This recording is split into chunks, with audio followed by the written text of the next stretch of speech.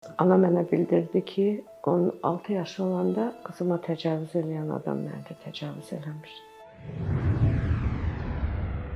Biabır olmamaq üçün kəndi tərk elədi. Çünki adam mənə hədə-qorxu gəldi ki, bu hər gün təkrarlanmasa.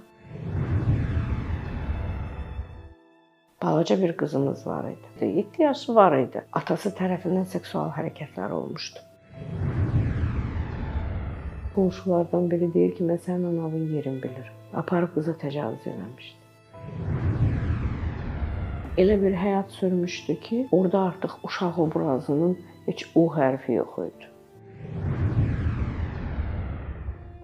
Bədənini qaşıyır, sürtünür, qaşıyır.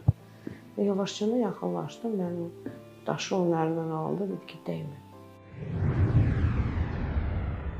Çox kiçik yaşlarında ananın istəyi ilə bir ailədə olub. 14 yaşında dünyaya uşaq gətirdi. Bu günləri o gedəndə bilirsiniz nə deyir? Mənim üçün deyərdim ki, ən ağır. Mən onu heç vaxt unutmayacağam.